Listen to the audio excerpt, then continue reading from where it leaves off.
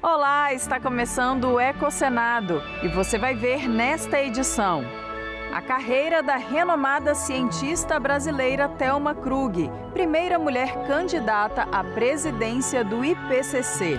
A Ilha do Mel, um paraíso cercado por Mata Atlântica no Paraná. Uma análise do cenário ambiental no Rio Grande do Sul, que enfrenta o seu pior desastre da história. E a situação de bairros de Maceió com impacto no solo por causa da exploração da salgema pela mineradora Braskem. Animação com hexágonos, aerogeradores e mata ao fundo. Ecosenado. Chegamos ao último episódio da série Protetoras do Meio Ambiente. Ele traz a história da reconhecida pesquisadora da área climática, a doutora em estatística espacial, Thelma Krug. Animação com hexágonos e o símbolo do feminino. Protetoras do Meio Ambiente. Desde muito pequena eu sempre fui muito estudiosa. Muito impulsionada pela minha mãe, que não tinha ensino primário. Mas era uma pessoa autodidata, tinha uma cultura assim fantástica. A formação na área ambiental começou quando ela entrou no Instituto Nacional de Pesquisas Espaciais, o INPE, em 1982. Em pouco tempo, Thelma assumiu a chefia da divisão de sensoriamento remoto, trabalhando com imagens de satélites. E liderou a equipe que desenvolveu uma ferramenta que existe até hoje, o PRODES, Sistema de Monitoramento de Desmatamento da Amazônia. Imagem aérea de desmatamento. Naquela época ele era muito mais...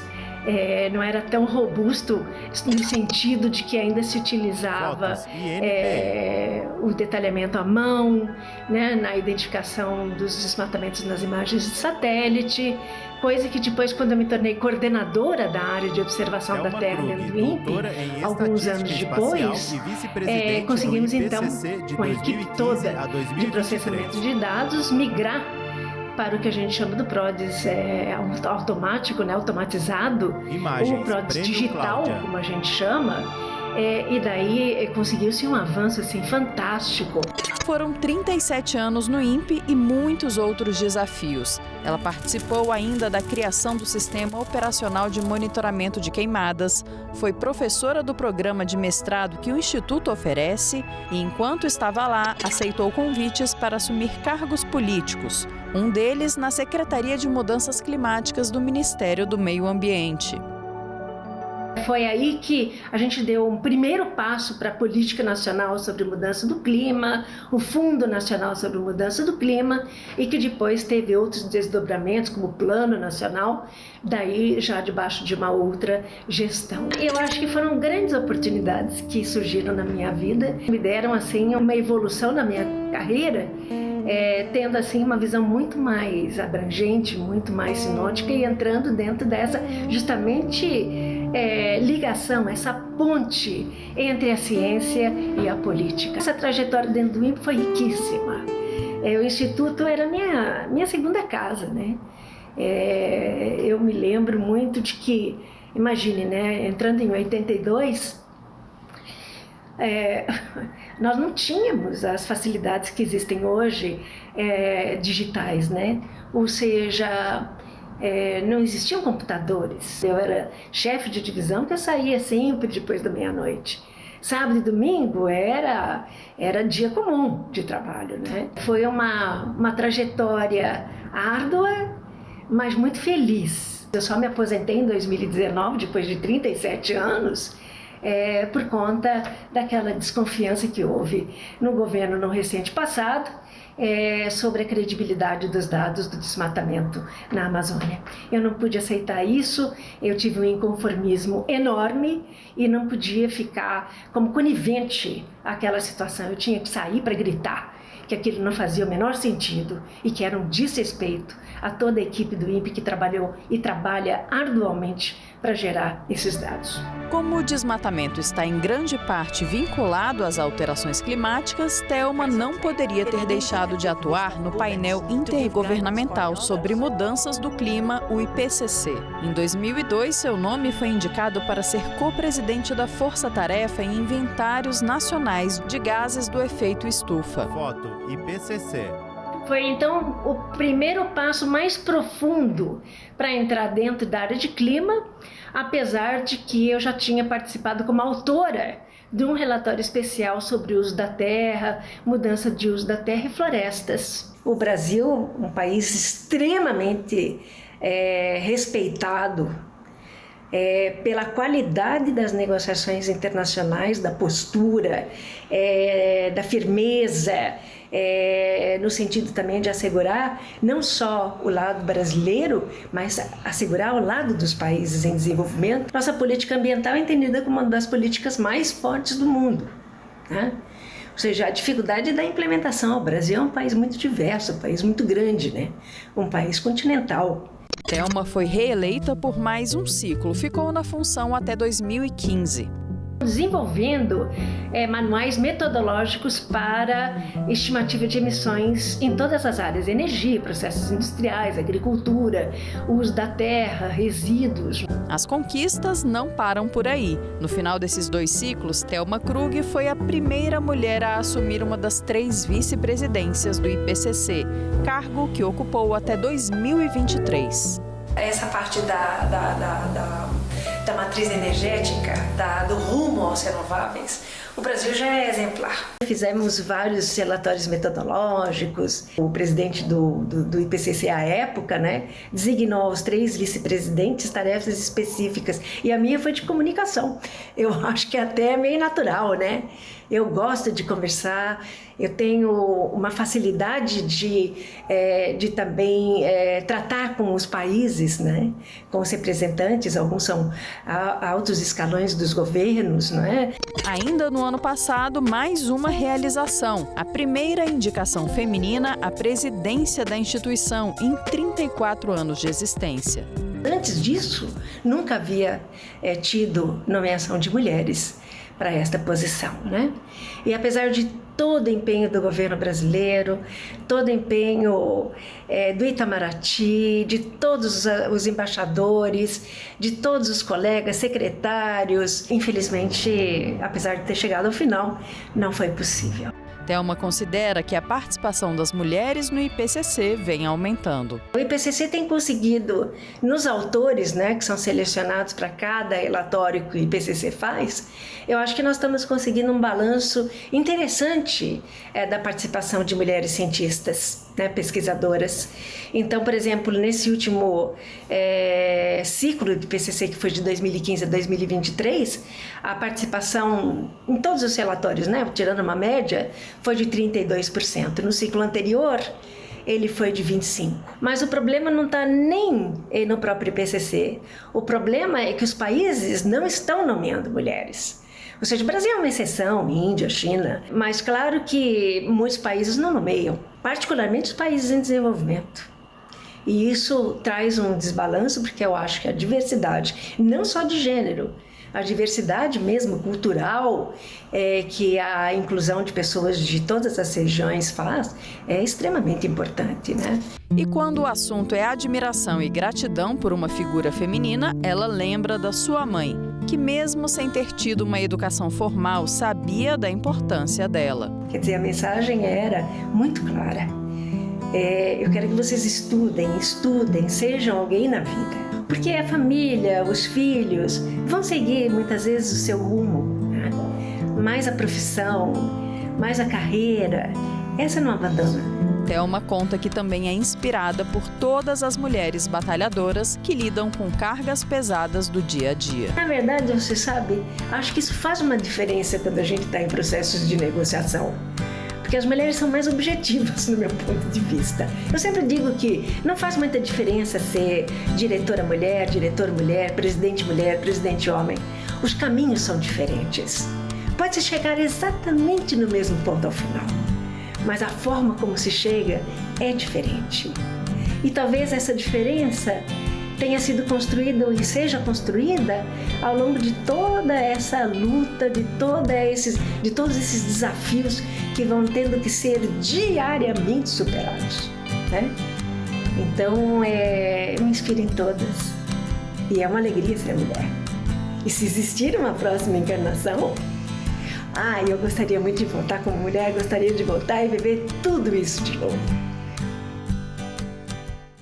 Os alertas vinham sendo feitos, um deles há 10 anos. O governo federal encomendou um estudo sobre os possíveis impactos das mudanças no clima no país e previu eventos extremos, como elevação do nível do mar e grande volume das chuvas na região sul.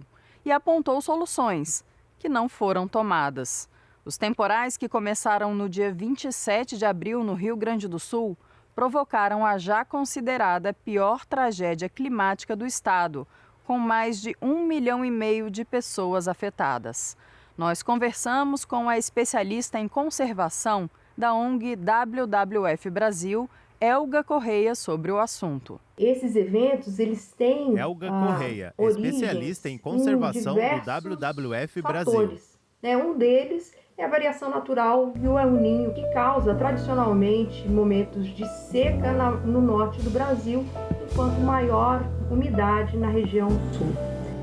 Mas o que a gente observa esse ano, particularmente para o Rio Grande do Sul, ele está muito além do que Exército. Historicamente era conhecido para a região. Mas a gente também tem a influência da nossa ação mudando o uso e a cobertura do solo. Quando a gente desmata, por exemplo, nós diminuímos o tempo que leva para uma água que cai numa chuva, numa cabeceira de um rio, chegar a essas partes mais baixas, que são exatamente as que estão sendo inundadas. Então, quando removemos a vegetação natural, a gente acelera a água que cai para chegar nas áreas mais baixas, e essa água também ela não fica no sistema recarregando as nascentes, que é o que garante a gente ter água durante a estação mais seca. Mas além disso, no Rio Grande do Sul esse ano, nós temos um efeito pronunciado das mudanças climáticas. E como que isso está acontecendo? Governo do Rio Grande do Sul. O excesso de calor na região central brasileira, ela impede que a frente fria que chega na região sul, ela continue para a parte mais central do Brasil. Com isso, então, essa frente fria que chega com mais umidade do que o normal, porque os oceanos também estão mais quentes, então isso favorece que eu tenha uma atmosfera mais carregada. Ela chega no sul do Brasil e como ela não segue para frente, ao encontrar essa massa de ar quente, isso se converte na precipitação. Dois dos fatores que levam a essa situação, eles têm uma conexão extremamente clara com a ação humana. Exército. Que é tanto a questão do desmatamento, quanto a questão da emissão de gases de efeito estufa, que alteram, então, a condição da nossa atmosfera e nos leva para essa crise climática. É fundamental que a sociedade brasileira, e aí em particular os nossos representantes, quer seja nos ambientes legislativos ou no executivo, eles tenham esse comprometimento. Elga Correia, especialista em conservação do WWF e a Brasil. Execução de ações que evitem essas mudanças climáticas, que diminuam a nossa pressão, mudando o uso e cobertura da terra. Então, é fundamental agora a gente pensar quais são as alternativas para desenvolvimento nacional que não passe pela questão do desmatamento e, mais do que isso, que a gente também abrace a restauração como uma forma de diminuir os impactos da mudança climática. É importante a gente lembrar que a biodiversidade é a nossa melhor defesa contra os impactos das mudanças climáticas. Senadores da CPI, que investiga efeitos da responsabilidade jurídica e socioambiental da mineradora Braskem no afundamento do solo em vários bairros de Maceió, foram até a capital alagoana na primeira semana de maio. A repórter Érica Christian acompanhou a diligência e conversou com moradores da área afetada. Diversas imagens de casas e construções com rachaduras e buracos. A comitiva da CPI conheceu a central de monitoramento da Braskem e a sede da Defesa Civil de Maceió, que acompanham a movimentação do solo em tempo real. Eles também passaram pelos 5 bairros desocupados por questão de segurança, além daqueles que estão nas áreas monitoradas e que não são oficialmente consideradas de risco, e viram de perto os problemas causados pelos quase 50 anos de mineração. A extração de salgema, usado na fabricação de PVC, começou há quase 50 anos aqui em Maceió. A Braskem tinha 35 minas que foram fechadas por decisão judicial e que agora estão sendo preenchidas com areia para garantir a estabilidade do solo. Um laudo de 2019 do Serviço Geológico do Brasil comprovou que o afundamento de casas e ruas era consequência da mineração. A Braskem não respeitou o limite mínimo de 150 metros entre as minas. Isso fez com que as cavas se juntassem e formassem uma espécie de buraco gigante no subsolo.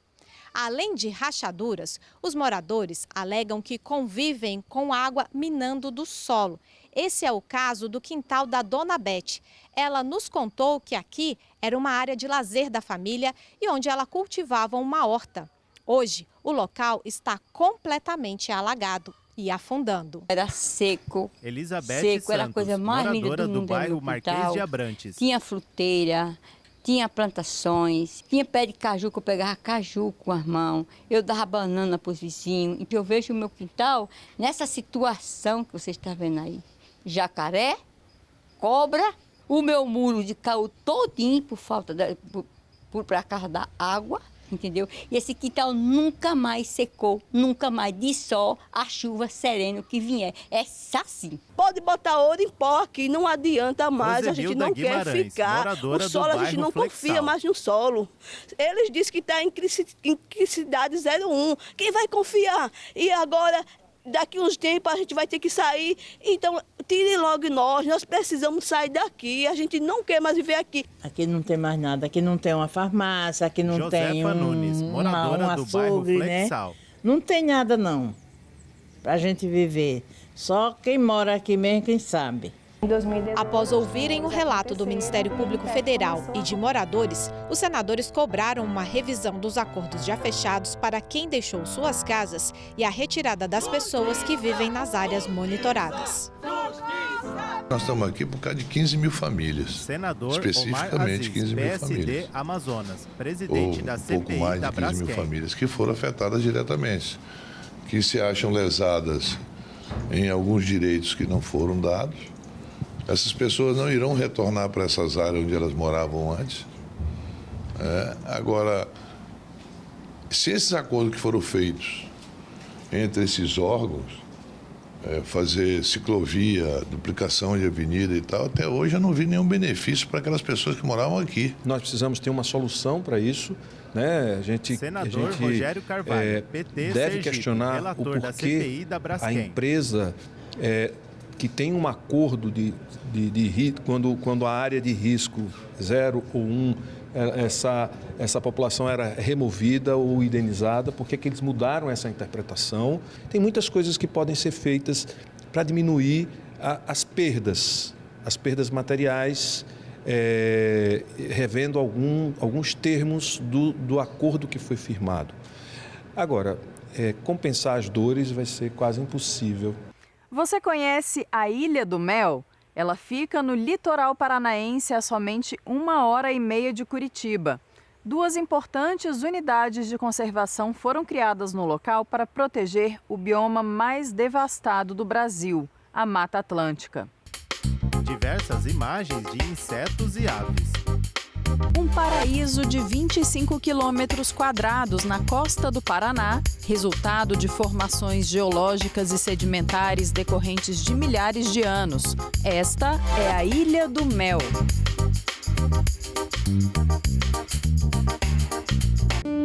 E por que esse nome? O seu Nelson, que mora aqui há quase 40 anos, cita 3 possíveis versões.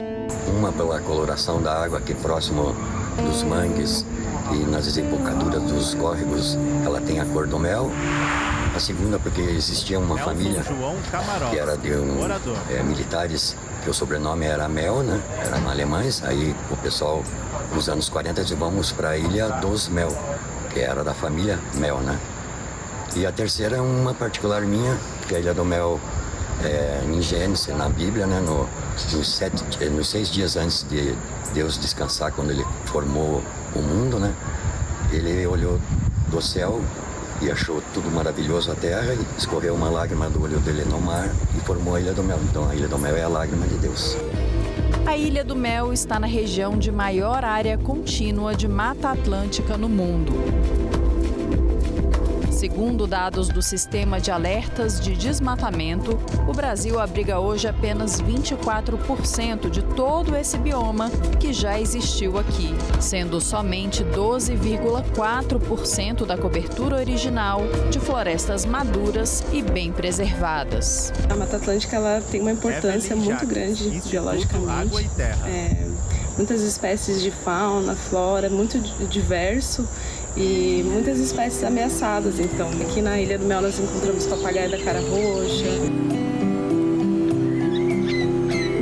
encontramos jacaré do papo amarelo, nós encontramos diversas espécies aqui de aves marinhas, aves migratórias também. Tem a espécie tchê-sangue, que é bem vermelhinho, que o pessoal já reconhece logo de cara, vê, né? Tem as tartarugas marinhas. Vê avistamentos também de golfinhos, né? 1, 2, 3, 4, 5. E com o objetivo de preservar toda essa biodiversidade, foram criadas 2 unidades de conservação na ilha, a Estação Ecológica e o Parque Estadual, onde podemos ver floresta de planície, praias e áreas de restinga. Essa vegetação rasteira tem papel importante no controle da erosão e também funciona como uma barreira contra a ressaca do mar. A Estação Ecológica ela é mais restritiva. O objetivo dela é a pesquisa científica, né? É a preservação integral dos seus ecossistemas. Já o Parque Estadual, ele permite o uso público. Então, mas de uma forma regrada, né? Com a limitação diária de visitantes, né? Com as regras de utilização, você consegue manter a proteção aliada com o uso público, aliada com o turismo, né? Com a educação ambiental. Durante a Eco 92, a Ilha do Mel foi elevada à condição de reserva da biosfera. Isso quer dizer que a Ilha do Mel ela tem um potencial para a iniciação científica, ela tem um potencial para o desenvolvimento sustentável. Então, ela faz parte de uma rede de áreas protegidas, uma rede mundial de áreas protegidas, que visa a conservação dos ecossistemas. O governo do estado acaba de finalizar os novos planos de manejo da ilha, que estabelecem normas ambientais como regras para a prática da pesca e de trilhas e locais onde é permitida a entrada de visitantes, por exemplo. Apesar desses cuidados, a ilha é ameaçada com o funcionamento a apenas 15 milhas de distância do Complexo Estuarino de Paranaguá, que compreende, além de outros portos públicos e privados, o Porto de Paranaguá, o maior exportador de grãos da América Latina, principalmente da soja. As dragagens, por exemplo, são constantes. O desenvolvimento dessas atividades portuárias, de atividades de empreendimentos para dentro do estuário do Complexo Estuarino de Paranaguá, elas demandam algumas avaliações, né, de o que vale a pena ser feito e de que maneira ser feito em termos tecnológicos para que não se tenha danos graves nas questões ambientais e que de alguma forma tem efeito também na saúde e na qualidade de vida das pessoas, né, que vivem nesse entorno, que dependem, por exemplo, dos peixes da região. Infelizmente, nos últimos anos, nós não temos vivenciado esse processo de maneira mais participativa, né, numa linguagem mais acessível aos atores de entorno das atividades, né, incluindo as comunidades tradicionais e quilombolas, comunidades caiçaras, indígenas, que que vivem na região do bioma Mata Atlântico aqui no Paraná e que têm uma dependência total dos recursos desse ecossistema, da qualidade desse ecossistema, da saúde desses ambientes.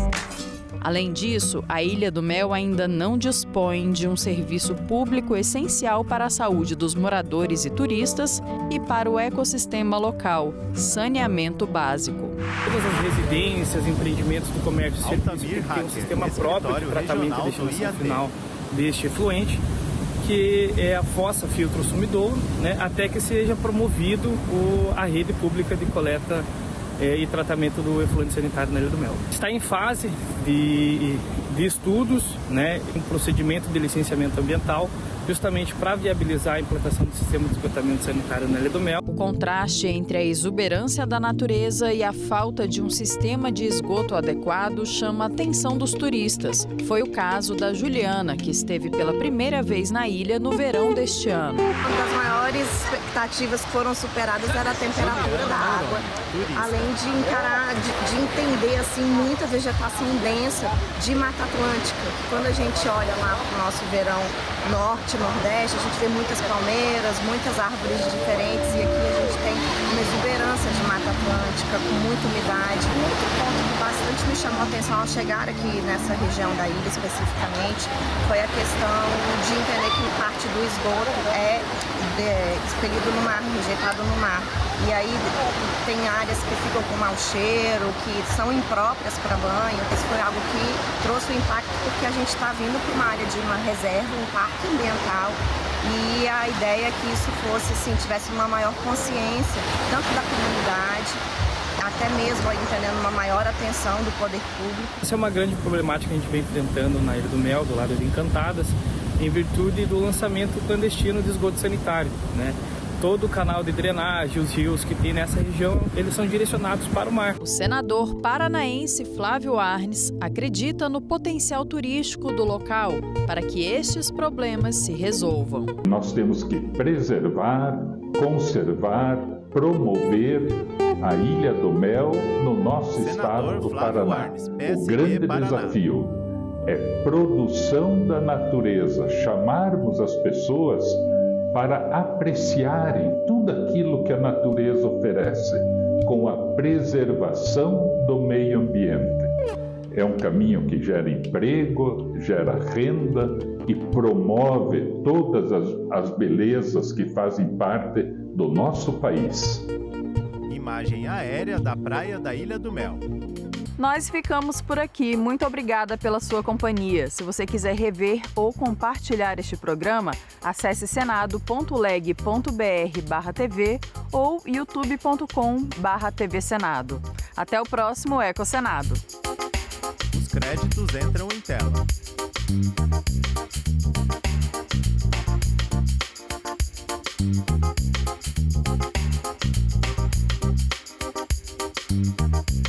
TV Senado 2024. Senado 200 anos.